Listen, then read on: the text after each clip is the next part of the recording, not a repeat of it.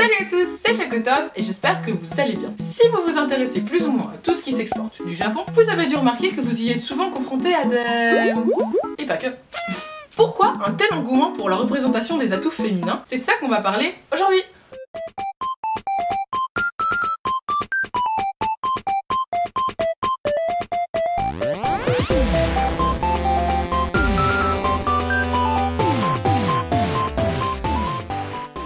Entrons dans le vif du sujet. Quand on demande aux gens ce qu'ils retiennent du Japon, il en ressort les sushis, les objets bizarres et le hentai.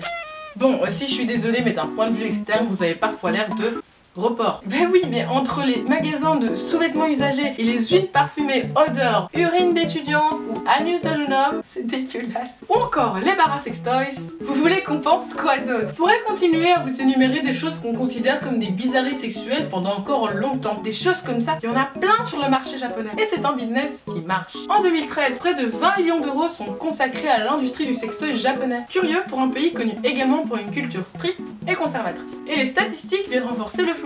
Un couple japonais marié aurait en moyenne 40 relations sexuelles par an, voire plus du tout après la naissance d'un premier enfant. Actuellement, 70% des 30-40 ans se déclareraient abstinents. Ces chiffres pourraient être expliqués par le fait que la société nippone est beaucoup plus basée sur l'enfant, alors que notre société européenne l'est beaucoup plus sur le couple. Supposition appuyée par le fait que 46% des femmes de plus de 40 ans déclaraient ne plus avoir de relation du tout. Mais ça commence à poser problème au gouvernement quand les jeunes suivent le mouvement. 67% des 20-30 ans se déclareraient eux aussi abstinents. Dans un pays qui perd en moyenne 260 000 âmes par an, le Japon se pourrait être 2 fois moins peuplé d'ici la fin du siècle.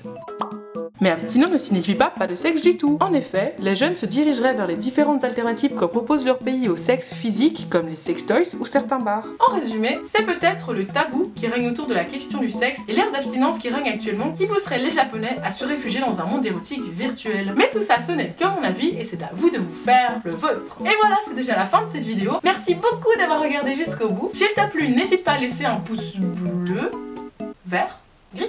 Dis-moi dans les commentaires ce que t'as pensé de la question de cette vidéo. N'oublie pas de partager et abonne-toi. Ciao ciao.